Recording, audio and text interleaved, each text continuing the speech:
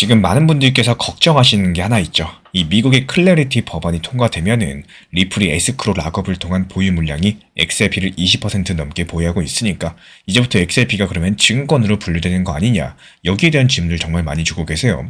오늘 영상 통해서 이 질문을 중심으로 말씀드리면서 풀어보도록 하겠습니다. 일단 결론부터 한번 말씀을 드려볼게요. 이 지금 기준으로 봤을 때 그렇게 될 근거는 확인되지 않고 있습니다. 오히려 이번 이슈를 통해 가지고 이 지금 세상이 어떻게 돌아가는지 이 큰 구조를 이해하시는 게 중요한 거고, 표면적인 뉴스들에 속지 마세요. 이번 클래리티 법안에 따른 시장의 속내는 완벽하게 다릅니다. 그 이유들을 이번 영상 통해서 차근차근 설명드려 보도록 하겠습니다. 먼저 팩트부터 짚어볼까요? 이 클래리티 법안은 미국에서 디지털 자산의 규율을 명확히 하고자 하는 종합 법안입니다. 이 법안에는 어떤 블록체인 네트워크가 충분하게 탈중앙화되었다라고 볼 만한 기준들이 여러 가지가 담겨 있는 상황인데요. 그 중에 하나가 바로 어떤 단일 주체도 토큰의 20% 이상을 보유하지 말 것이라는 조항입니다. 얼핏 들어봤을 때 리플이 XRP 많이 들고 있으니까 이거 걸리는 거 아니냐, 이렇게 걱정될 수가 있어요. 하지만 이 20%라는 기준 자체가 여러 가지 조건 중에 하나일 뿐이지 그 법안 어디에서도 20%를 넘으면 자동으로 증권으로 간주된다는 이런 조항들은 없습니다. 달리 말씀을 드리면은 20%를 넘는다고 곧바로 무조건 XRP가 증권 취급을 하는 구조가 절대 아니라는 거예요. 그렇다면 이 20% 룰의 실제 의미는 과연 무엇을 의미할까요? 이 법안의 취지를 이해하셔야 됩니다. 이 지금까지 미국에서는 암호화폐가 증권이냐 아니냐를 놓고 혼란이 컸습니다.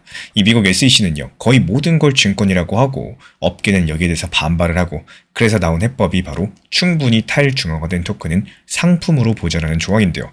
그리고 그 충분한 탈중앙화의 판단 기준 중에 하나로서 바로 20% 이하 분산을 제시한 겁니다. 즉, 한 가지 회사라거나 사람이 프로젝트 토큰의 과반은커녕 5분의 1 이상도 갖고 있지 않아야지만 이제 이 프로젝트는 특정 주체 영향권에서 벗어났구나라고 할 수가 있다라는 거겠죠. 이해를 돕기 위해 가지고 비유드리자면은 어떤 회사 지분을 20% 넘게 가진 대주주는 흔히 경영에 큰 영향을 미칩니다. 이 반면에 지분이 5%, 10%로 낮아지면은 경영권을 좌지우지하기가 어려워지겠죠. 마찬가지로 토큰도 20% 넘게 한 곳에 몰려 있으면은 이게 탈중앙화됐다고 보기가 어렵지 않겠냐, 이런 취지를 가지고 있어요. 하지만 여기서 중요한 점은요, 이 법안 자체가 자산을 딱 둘로 나누고 끝하는 게 아니라는 겁니다. 흑 아니면 백, 뭐 이런 것들이 아니라 회색지대를 인정을 하고 있어요. 이 법안이 디지털 자산을 세 부류로 분류합니다. 먼저 완전히 탈중앙화된 디지털 상품, 그리고 아직까지 완전하진 않지만 투자 계약 형태로 유통된 디지털 자산증권, 그리고 달러 등에 연동된 승인된 결제 스테이블코인, 이렇게 세 가지입니다. 그리고 완전히 탈중앙화되지 않은 자산들도 이 향후의 탈중앙화 요건을 갖추면은 상품으로 다시 분류될 수 있는 절차를 만들어 뒀습니다. 이를테면은 프로젝트 측이 우리 네트워크는 이제 충분히 성숙했다, 이렇게 신고하면요, 미국 SEC가 검토해서 이의가 없는 경우에는 자동으로 상품으로 전환하게 하는 이런 인증 절차도 담겨 있습니다. 정리 드리자면은 XRP처럼 아직까지 리플이 많은 지분을 들고 있는 경우에 이 당장 투자 계약으로 분류될 수 있다라고 할지라도 장차 구조를 바꾸면은 상품으로 갈 수 있는 길을 열어둔 겁니다. 이즉 리플 XRP가 20% 기준을 넘는다라고 해서 이 영원히 증권으로 못 박는 법이 아니라는 뜻이겠죠. 그리고 한 가지 짚을 게 있습니다. 바로 시점과 적용 방식인데요. 클래리티 법안은 통과되더라도 곧장 시행이 되지 않아요. 대부분 조항이 통과 후에 1년 뒤부터 발효가 됩니다. 그리고 기존에 발행된 토큰들을 갑작스럽게 소급해가지고 처벌을 한다거나 또 재분류하는 내용은 없다라는 점도 상당히 중요한데요. 그러니까 법안이 통과됐다고 해서 이 통과 즉시 그 다음날 XRP가 증권 취급을 받는다라거나 이 리플이 보유한 물량을 당장 시장에 내놓아야 된다라거나 그런 일은 벌어지지가 않는데, 지금 시중 뉴스들을 보면은 마치 가짜뉴스 비슷하게 해가지고 시장의 공포심을 조정하고 마치 XRP 개미 투자자들을 판매를, 그러니까 손절치고 나가라, 뭐 이런 것들을 종용하는 느낌을 많이 받고는 합니다. 이 유예 기간이랑 이행 기간이 충분히 있다라는 거고, 이 점을 간과하시면 안 된다라는 말씀을 드리고 싶어요. 그리고 이 기간 동안 리플과 XRP는 법적 지위를 상품으로 만들기 위한 준비를 할 수가 있다라는 거고, 리플이 현재 보유량을 줄여야 된다라고 판단되면은 어떻게 줄일지에 대한 전략을 세울 시간을 벌 수가 있겠죠. 뭐 예를 들자면요, 이 에스크로에서 매달 풀리는 10억 개 XRP 물량 중에 일부는 더 이상 재예치하지 않으면서 이 시장에 풀린 채로 남겨두는 방식으로 자연스럽게 유통량을 늘릴 수도 있겠습니다. 그리고 혹은 에스크로 물량을 일부 소각하는 이 극단적인 선택도 있을 테고요. 만약에 소각 이슈가 뜬다? 그렇다면 XRP의 강력한 가격 상승 촉매제가 될 수가 있겠죠. 여기에서 핵심은 이 법 통과는 XRP가 바로 증권으로 전락한다, 이런 게 아니라 네트워크를 상품으로 인정받기 위한 숙제가 주어지는 것에 가깝다는 뜻이에요. 그리고 여기서 많은 XRP 투자자분들이 궁금해하실 만한 부분, 과연 리플이 그 숙제를 할 수 있을까? 이건데요. 이 사실 리플 입장에서는 이 숙제를 해서라도 XRP를 상품지위로 인정받아야 될 강력한 동기가 있습니다. 이유가 뭐냐? 그래야지만 자신들의 주력 사업이 미국 규제 아래서 꽃을 피울 수가 있기 때문인 거고, 현재 리플사는 XRP를 활용한 ODL, 즉 국경 간의 실시간 송금 솔루션을 여러 가지 국가랑 은행에 제공을 하고 있습니다. 그런데 미국에서 XRP의 법적 지위가 불투명하면요, 글로벌 은행들이 XRP 사용을 꺼릴 수밖에 없다라는 거. 미국 규제가 두려워서겠죠. 하지만 클래리티 법안이 통과가 되고 XRP가 상품 토큰으로 확고하게 자리매김하면은 그 상황 자체가 달라지게 될 거예요. 이 미국 은행들도 디지털 자산을 보유와 결제에 활용할 수 있는 이런 새로운 지침들이 생길 거고요. 규제 당국의 눈치를 볼 필요가 없이 XRP를 유동성 브릿지로서 활용할 수가 있게 되는 겁니다. 실제로 이 법안에서는 은행권의 디지털 자산 취급 가이드라인도 포함이 되어 있기 때문에 미국 은행들이 어떤 조건에서 암호화폐를 보유하고 또 거래할 수 있는지 명확해질 전망이라는 거. 이런 것들이 XRP한테는 엄청난 호재라고 볼 수가 있습니다. 왜냐하면 XRP는 태생부터 은행 간의 송금 용도로 설계된 디지털 자산이고요. 이미 해외에서는 리플넷을 통해서 수십 개 국외 은행들과 결제업체들이 활용을 하고 있기 때문이겠죠. 이 미국 시장만 열리면은 그동안 막혀 있었던 거대한 기관 자본이랑 수요들이 한꺼번에 들어오면서 XRP의 강력한 가격 상승 촉매제가 될 수가 있겠습니다. 그리고 이쯤에서 그래도 리플이 XRP 많이 들고 있는 건 사실 아닌가? 그 자체로 문제가 되지 않나? 이런 식으로 궁금할 수가 있습니다. 정답은 맞습니다. 리플이 현재도요, 약 50억 개 이상의 XRP를 보유하고 있는 것은 명백한 사실입니다. 하지만 그 보유량 자체보다 중요한 것은 통제력에 대한 여부라는 거예요. 이 미국의 규제나 법원 판단도 단순하게 아니 너 많이 가지고 있으니까 유죄다, 이런 단순한 명법이 아닙니다. 실제로 그 보유를 통해 가지고 시장을 쥐락펴락하고 있느냐, 이 투자자들이 그 회사의 노력에 대해서 전적으로 기대서 수익을 바라보고 있느냐, 이런 것들을 따지게 될 텐데, 실제로 몇 년 전에 있었던 미국 SEC랑 리플 소송 1심 판결을 떠올려 볼까요? 그 당시에 법원은 XRP 자체가 증권이 아니라고 판단을 했었고, 그 당시에 판결문 나오자마자 XRP 강력한 급등세를 보인 바가 있었죠. 이게 이유가 뭐냐? XRP 보유자들 측에서 리플사의 사업 노력만 믿고 투자했다라고 단정하기가 어렵다라고 본 겁니다. 현재 XRP가 여러 용도로 쓰이고 있고 리플사가 통제하지 않는 시장에서 거래가 되고 있으면서 리플의 정보 제공 없이도 투자자들이 있었다는 점, 여러 가지가 고려가 됐다는 거고, 이렇게 이미 사법부도 XRP의 분산된 성격을 어느 정도 인정한 상황이라는 거예요. 이 법안이 통과된다고 해서 그 판결이 하루아침에 없어지지 않습니다. 이 법이라는 거는 앞으로의 기준을 정하는 거고, 또 판결은요, 과거랑 현재의 상황에 대한 해석이다 보니까 오히려 법안이 통과되면은 리플은 지난 판결에서 인정받은 탈중앙화 요소들을 더 강화해서 어필할 가능성이 크겠습니다. 한번 보세요. 우리 XRP는 이미 법원이 인정한 대로 증권이 아닌데 이제 남은 거는 유통 구조에 대한 개선뿐입니다. 이런 식으로 주장을 하겠죠. 그리고 리플이 SEC를 상대로 승소를 했던 것처럼 결국에 규제 당국에 대한 설득도 성공을 하게 될 겁니다. 지금 구간에서 중요한 건요, 얼마나 빨리 먹느냐가 아니라 어떻게 버티는지가 중요해요. XRP라는 게 특히 업비트 비썸 현물로만 접근을 하면서 기준을 잡아두는 게 핵심이죠. 그래서 제 자료도 전부 현물 매매 기준으로만 구성이 되어 있습니다. 자료가 필요하신 분들은 고정 댓글창을 참고해 주시면 되고요. 자, 그렇다면 이제부터는 시야를 조금 넓혀보겠습니다. 이 클래리티 법안, 왜 지금 미국에서 통과를 시키려고 하는 걸까요? 그리고 거시경제랑 국제정세와 어떻게 연결이 될까요? 먼저 미국 입장에서 보면은 더 이상 미룰 수 없는 숙제였다라고 볼 수가 있습니다. 2022년에서 2023년에 걸쳐가지고 이 크립토 겨울도 겪었었고, FTX 파산 사태 같은 사건들도 터지면서 이 규율 부재의 폐해가 드러났었죠. 그리고 실제로 여기에 따라 수많은 투자자들이 피해를 입은 바가 있습니다. 기술 혁신은 계속되는데 법이 따라가지 못하니까 투자자 보호가 안 됐고요. 산업 자체가 불안정했었던 거죠. 또 한편으로 유럽은 미카 법안으로 이미 암호자산 포괄 규제를 정비를 했고요. 아시아 여러 나라들도 암호화폐를 제도권에 넣을 만한 움직임들을 보여주고 있습니다.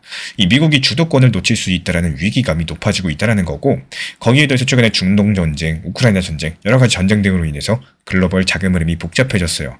이게 바로 미국으로서는 달러 체제 밖에서 암호화폐가 제멋대로 움직이는 것들을 두고 볼 수가 없는 상황도 있습니다.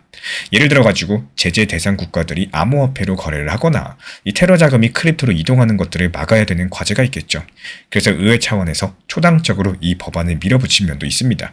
다시 말씀을 드리자면은 이 법안은 미국이 암호자산을 관리하에 두면서 글로벌 스탠다드를 만들겠다라는 선언이기도 하겠습니다. 이런 것들이 바로 거시적인 금융 패권 경쟁과도 연결이 될 텐데, 이 달러 패권을 지키고 싶은 미국으로서는 암호화폐를 제도권의 품 안에 넣어가지고 이 달러랑 공존하게 하는 편이 유리하다라는 거. 클래리티 법안은 한편으로는 USD 연동 스테이블 코인을 공식적으로 인정하는 이런 내용들을 담고 있습니다. 이런 것들이 바로 전 세계에 풀린 테더, 서클, USDC 같은 이런 달러 코인들을 미국 규제 아래 양성하겠다는 뜻인 거고, 이렇게 되면요, 달러의 영향력이 오히려 크립토 시장을 통해서 증폭될 수가 있다는 거. 중국이나 비달러 진영에서는 자체 디지털 통화를 키우고자 하는 움직임에 대한 견제 효과도 있을 겁니다. 그렇다면 정작 암호화폐 시장 전체에는 과연 어떤 일이 벌어질까요? 클래리티 법안은 말 그대로 시장에 명확한 룰을 깔아주는 겁니다.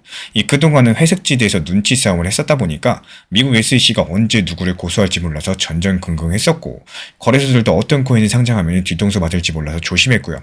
근데 일단 법이 생기면은 어떤 것이 합법이고 불법인지 여기에 따른 경계가 뚜렷해지겠죠. 이렇게 되면 가장 첫 번째로 투자자 보호 측면에서 신뢰도가 올라갑니다. 사기라거나 조작에 대한 처벌 규정도 분명해지고요. 프로젝트들도 함부로 투자자 돈을 굴릴 수가 없게 되겠죠. 그리고 두 번째로 기관 참여 문턱이 낮아져요. 지금 같은 경우는 연기금이든 헤지펀드든 규제가 애매해서 크립토를 직접 들기가 겁났었지만 법이 명시되면요, 규정 준수하면서 투자가 가능해집니다. 실제로 법안은요, 퀄리파이드 커스터디언이라는 적격 수탁기관 요건도 담고 있어요. 즉 기관들이 맘 놓고 암호화폐를 맡길 수 있는 신뢰성 있는 보관은행들이 등장을 한다는 겁니다. 이런 것들이 바로 큰손 자금이 들어올 수 있는 인프라가 갖춰진다는 뜻이겠죠. 그리고 세 번째로 알트코인 시장에 재편이 있을 수가 있습니다. 앞서 말씀을 드린 것처럼 이제 토큰들은 상품이나 투자 계약으로 갈리게 되는데, 이런 과정에서 프로젝트들의 명암이 갈릴 거예요. 비트코인, 이더리움처럼 탈중앙화 모범생들은 당연히 상품으로 확정이 될 거고 가장 큰 혜택을 보게 될 겁니다. 리플 XRP, 에이다, 솔라나 같은 중간 그룹은 어느 정도 분산은 됐겠지만 아직 기업이나 재단 영향력이 남아있는 케이스인데요. 이들이 조건부 승인을 받아가는 과정을 거치게 될 거예요. 아마도 시간은 조금 걸릴 수 있겠지만 궁극적으로 다들 상품 쪽으로 오려고 노력을 하겠죠. 반면에 발행인이 뚜렷하고 중앙 통제가 강력한 프로젝트들은 투자 계약 상태에서 SEC 등록이라거나 공시 요구를 받게 될 겁니다. 이를테면 미국 투자자들을 대상으로 토큰 판매를 하게 된다면 반드시 SEC에 서류를 내고하라는 식이겠죠. 이런 것들을 감당 못하는 소규모 프로젝트들은 미국 시장을 포기하거나 아예 사라질 수도 있습니다. 시장 정리가 진행이 된다는 거고, 처음엔 그런 이슈로서 알트코인 변동성이 커질 수 있겠지만 결국에 남을 놈들만 남게 된다는 거. 길게 보면은 투자자 입장에서는 오히려 믿을 만한 코인들만 걸러진다는 의미이기 때문에 상당히 긍정적으로 보실 수가 있겠습니다. 암호화폐 파생 상품 시장도 크게 바뀔 수가 있습니다. 지금 같은 경우는 미국에서는 비트코인이나 이더리움 선물 정도만 규제하에 있지만요, 나머지 알트코인 선물 옵션은 사실상 바이낸스 같은 해외 거래소 동무되었었죠. 하지만 법이 통과되고 나서는 CFTC가 공식적으로 디지털 상품 시장을 감독하게 되다 보니까 미국 내부 거래소들도 여러 가지 코인의 선물 거래를 내놓을 수가 있어요. CM이라거나 벡트 같은 곳에서 비트코인, 이더리움 외에도 XRP 선물이라거나 솔라나 선물 이런 상품들 충분히 나올 수도 있다는 얘기입니다. 그렇게만 되어준다면은 파생 상품 유동성도 건전하게 늘어날 거고 글로벌 표준 가격 지표도 미국장에서는 형성될 가능성이 크다라는 거. 반면에 규제 밖의 시장은 위축될 수가 있습니다. 지금처럼 무허가로서 레버리지 100배 제공하고 이런 것들은 단속되겠죠. 하지만 이용자 입장에서는 오히려 투명하고 또 규제된 환경에서 거래하는 게 중장기적으로 안정적입니다. 온체인 데이터 측면에서도 규제 명확화로 인해 가지고 미국발 신규 자금 흐름이 보일 가능성이 크다라는 거고, 예를 들어 가지고 과거에는요, 미국 기관이 코인을 사려면은 그레이스케일 신탁 같은 여러 가지 우회로를 탔었지만 이제는 직접 현물 비트코인, 이더리움을 사서 지갑에 보관할 수도 있게 되는 겁니다. 그렇게 되면 미국 시간대에는 온체인 큰손 이동이 포착될 수가 있는 거고, 체인 분석을 통해 가지고 수요 예측까지도 조금 더 쉬워질지 모르겠습니다. 그리고 이쯤에서 다시 XRP 이야기로 돌아와 볼까요? XRP는 이번 규제 변화랑 뗄래야 뗄 수가 없는 코인이죠. 이유가 뭐냐? SEC랑 소송전으로 인해서 규제 이슈의 중심에 섰던 대표 사례고, 또 리플이라는 기업과 깊게 연결돼서 탈중앙화 여부 논란이 항상 있었던 자산이었죠. 클래리티 법안이 현실화되면 XRP는 어떻게 될까요? 앞서 긍정적인 측면을 많이 언급을 했었지만은 요약하자면 XRP한테는 게임 체인저가 될 수 있다는 겁니다. 실제로 업계 전문가들 사이에서도 클래리티 법안이 통과되면요, XRP가 가장 큰 수혜를 볼 것이라는 분석이 나와요. 그리고 그 이유는 정말 간단합니다. XRP가 상품 토큰으로 공식 분류가 되면은 리플은 지난 수년간 발목을 잡았던 SEC 리스크에서 완전히 벗어난다라는 거. 그리고 감독기관이 SEC가 아니라 CFTC로 넘어가게 되겠죠. CFTC 같은 경우는 원래부터 선물시장 감독기관이기 때문에 투자계약이랑 공시 이런 것보다도 이 시장 조성과 거래 행위 관리에 초점을 두고 있습니다. 상대적으로 증권법 규제보다도 비교적 자유로운 환경들이 펼쳐진다는 거고, 그렇게 되면 오래 묶여 있었던 XRP의 족쇄가 풀리는 효과가 있다는 거. 이것뿐만이 아니겠죠. XRP의 실제 사용 측면에서도 엄청난 추진력을 얻게 될 겁니다. XRP의 본래 목적이 뭡니까? 국경 간의 송금이죠. 은행들 사이에 돈 이동을 빠르고 싸게 만들어주는 브릿지 통화로 설계가 됐습니다. 리플사가 제공하는 ODA 솔루션이 그걸 실현하는 상품이고요. 이미 일본과 동남아, 중동에서 여러가지 은행들과 기관들이 ODA를 도입해서 XRP를 중간 매개로 국제송금을 수행하고 있죠. 그런데 정작 세계 금융의 중심지 미국에서는 규제 때문에 제대로 사업을 펼치지 못했었습니다. 이 법안 통과로 인해서 이런 장애들이 제거가 된다. 그러면 리플은 미국 은행들과도 ODA 계약을 추진할 수가 있는 거고, 미국 기업들끼리 혹은 미국과 해외 간의 거액 송금에 XRP를 쓰게 될 수도 있다는 얘기겠죠. 이렇게 실제 사용 사례가 폭발적으로 늘어나면은 XRP의 위상은 투기성 코인이 아니라 글로벌 금융 인프라의 필수 자산으로서 격상이 될 겁니다. 한번 상상을 해볼까요? 몇 년 후에 국제 송금할 때 스위프트 코드 대신에 XRP 원장 주소를 쓰는 날이 올지도 모르겠습니다. 아까 영상 서두에서 말씀을 드린 것처럼 20% 보유 문제도 그 중에 하나고요. 네트워크 거버넌스를 얼마나 더 탈중화시킬지도 과제입니다. 하지만 그런 부분들은 기술적, 운영적으로 해결 가능한 문제들인 거고, 리플이 마음만 먹으면은 에스크로 해지 스케줄을 조정하든 커뮤니티 투표를 도입하든 방법을 반드시 찾아낼 겁니다. 오히려 이게 리플 XRP 입장에서는 규제가 명확해져야만 그런 개선조차도 투자자 신뢰 속에서 취재할 수가 있다는 거. 이 지금처럼 규제가 안개 속이면요, 리플이 뭘 하려고만 해도 먼저 SEC 눈치부터 봐야 되는 이런 어줍지 않은 상황이 나오다 보니까 결국에 클래리티 법안 통과는요, XRP한테 이 새로운 가격 상승 촉매제에 대한 지평을 열어주는, 그리고 스스로를 한 단계 발전시킬 수 있는 숙제를 주는 양면성을 존재합니다. 이 전반적인 맥락상으로 긍정적인 발전 방향임은 분명하다라는 말씀을 드리고 싶어요. 결국에 이런 규제 이슈들은 투자자 입장에서 봤을 때 늘 양날의 검입니다. 불확실성 때문에 두렵지만 그 불확실성이 해소되면은 또 큰 기회가 되기도 하겠죠. 이 지금 XRP 커뮤니티나 투자자들의 심리를 보면요, 너무 걱정하는 분들도 계시고 또 담담한 분들도 계십니다.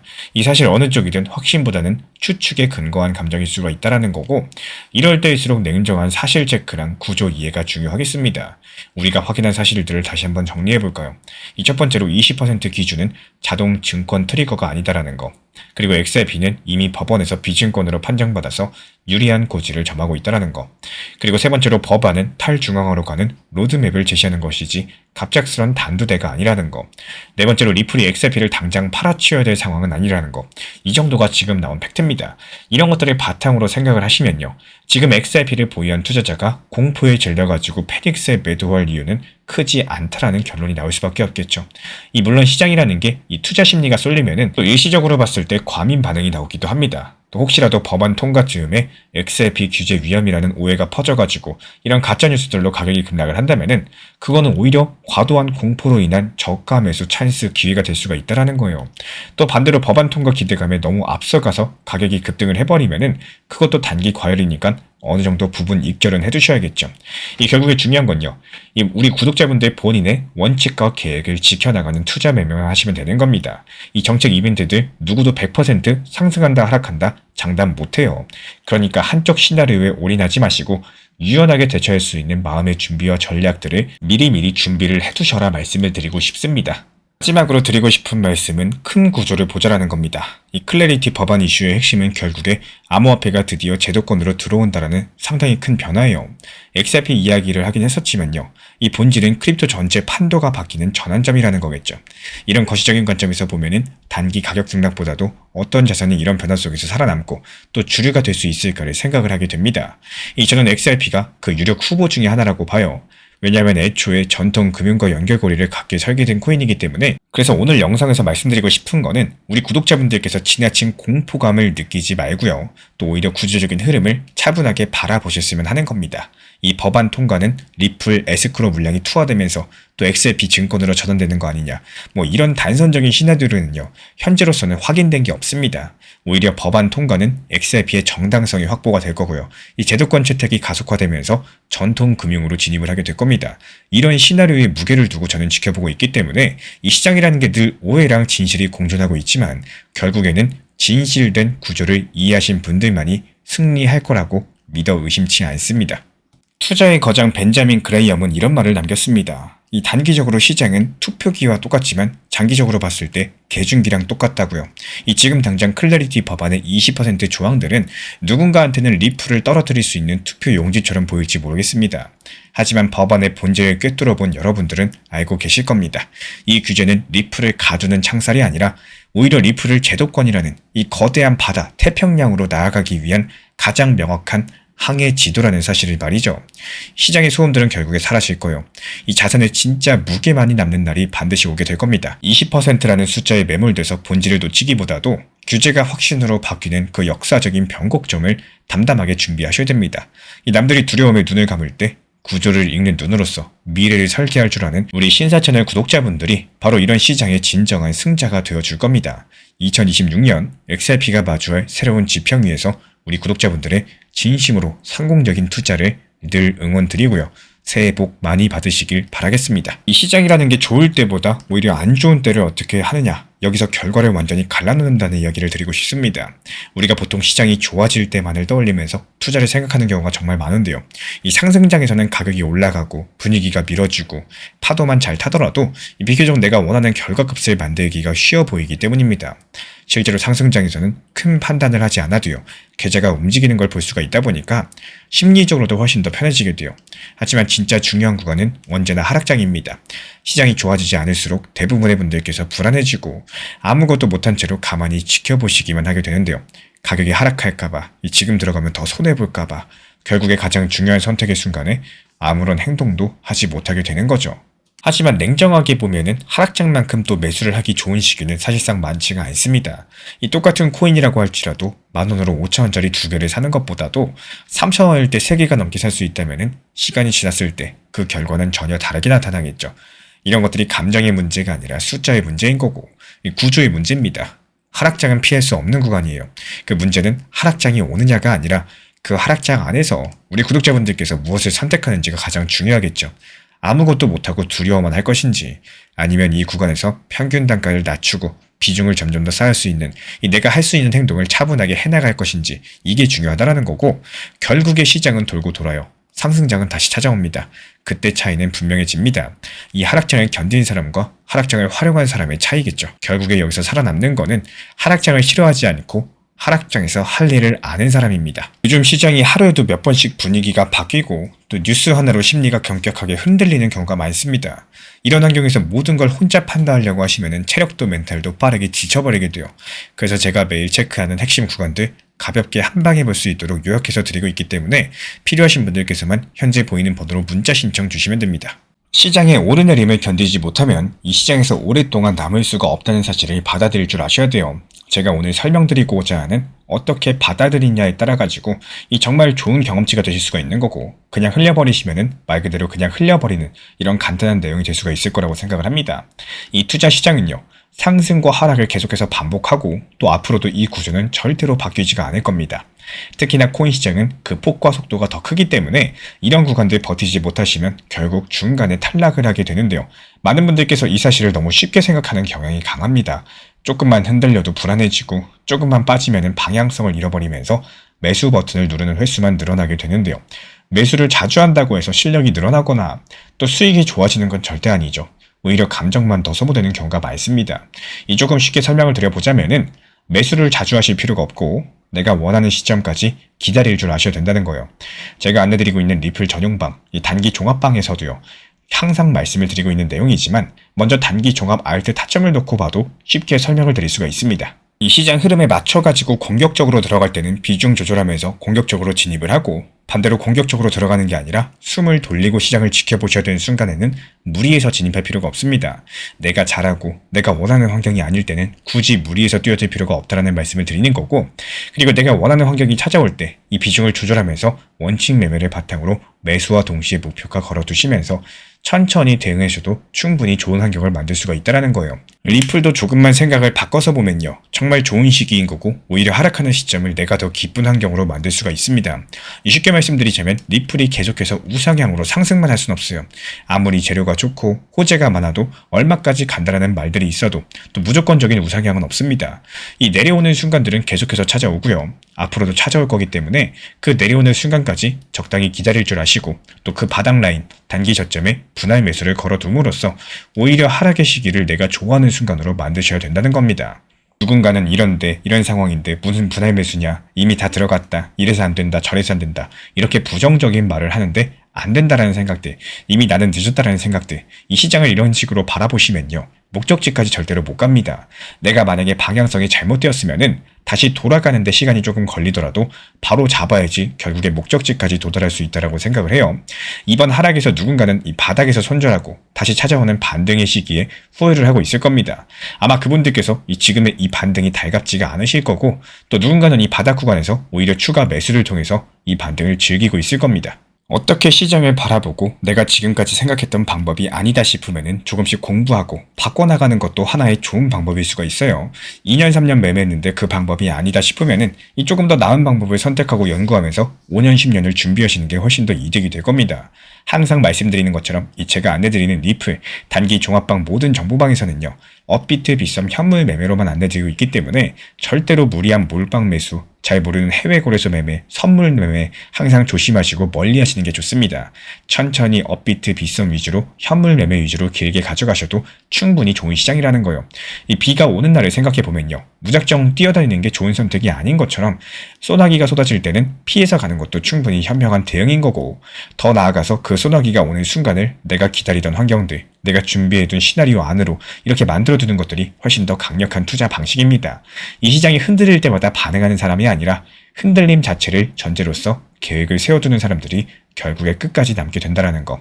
그 차이는 시간이 지날수록 수익과 멘탈의 격차로 이어지겠죠. 결국 이 시장에서 살아남는 사람들은 방향성을 맞춘 사람이 아니라 반복되는 파도를 감정 없이 견뎌낸 사람이라는 사실 절대로 잊지 말아주시기 바랍니다. 오늘 영상에서 설명드린 내용은 흐름과 구조를 중심으로 하고 있는 큰 그림입니다. 하지만 실제로 매수하거나 매도할 때 조금 더 구체적인 숫자가 필요해요. 예를 들어가지고 어느 가격대에서 멈출 가능성이 높은지, 어디서 반등이 나올 가능성이 있는지, 반대로 어디를 이탈하면 위험해지는지, 이런 실전 기준들은 영상에 모두 담기가 어렵기 때문에 따로 정리해서 드리고 있어요. 관심 있으신 분들만 현재 보이는 번호로 문자 신청 주시면 됩니다.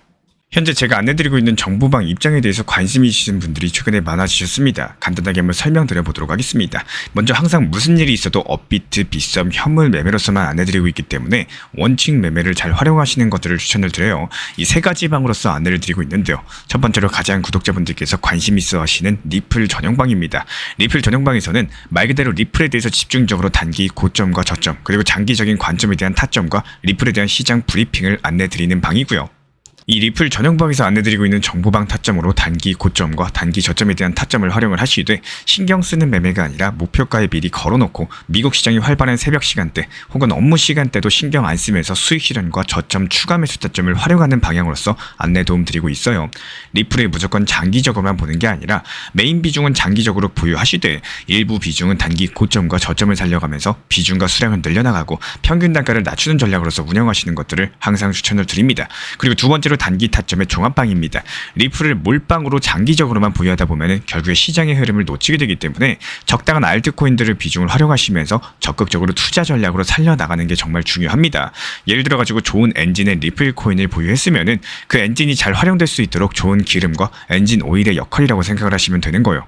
안내드리고 있는 단기 타점의 목표 타점, 성향은 말 그대로 단기적으로만 접근하시는 걸 항상 추천을 드리고 있습니다. 간혹 지금 시장이 안 좋은 단기적인 알트코인이 가능하냐 이렇게 생각하시는 분들도 계신데요. 지금 시장에서 단기 타점이 불안하다라고 느끼시거나 알트코인을 공략하는 게 맞나 이렇게 생각하시는 가장 큰 이유 중에 하나는 시장의 테마에 맞는 코인이 아니라 이미 급등이 나왔거나 주목을 받고 있지 못한 코인들을 공략을 하거나, 혹은 목표 타점이 비정상적으로 높거나, 혹은 순간적으로 움직임이 나올 수 있는 단기 고점의 타점을 찾지 못해서라고 생각을 해요.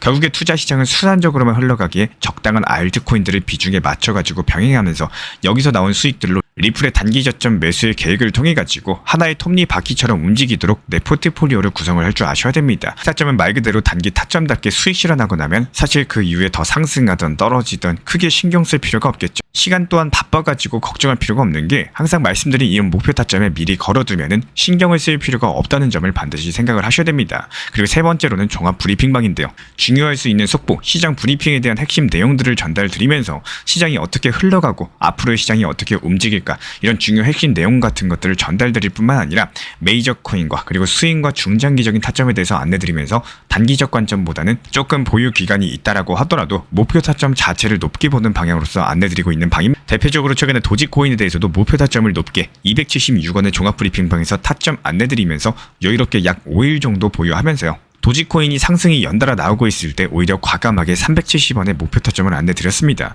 이렇게 상승이 잘 나오고 있을 때는 대부분 여기서 더 오르는 게 아닌가 이렇게 생각을 하시는 분들이 많이 계시겠지만 항상 적당한 고점에서 수익 실현하는 것들을 목표로 잡는 게 정말 중요하다고 말씀을 드려요. 이렇게 세 가지 방 입장 안내드리고 있기 때문에 항상 업비트, 빗썸으로서 현물에 대해서 안내드리고 있습니다. 비중 조절과 원칙 매매를 통해서 일하거나 바쁜 와중에 신경 쓰시는 매매보다는요. 여유롭게 매도 걸어놓고 편하게 신경 안 쓰시면서 제대로 운영하시기를 추천을 드리겠습니다. 제가 안내해드리고 있는 코인 신사 채널 멤버십 전용방에 대해서 짧게 설명드려 보도록 하겠습니다. 리플, 암호화폐 시장에 대한 중요한 이슈, 그리고 브리핑이나 시장의 흐름에 대한 전문적인 분석 내용 설명과 함께 차트상의 기술적 분석, 온체인 지표와 투자 심리에 대한 내용들을 같이 안내 도움드리고 있고 가장 중요한 투자 심리를 컨트롤하기 위해서 포트폴리오의 구성에 대한 노하우, 투자 심리 컨트롤에 대한 내용도 같이 안내드리고 있습니다. 코인 신사 스터디 멤버십 가입하신 분들께서는 아래 번호 혹은 신청 링크 통해서 남겨주시면 제가 연락드리고 있고 안내 설명과 함께 신사 채널 리플 전용 멤버십 방에도 입장 안내 설명드리고 있습니다.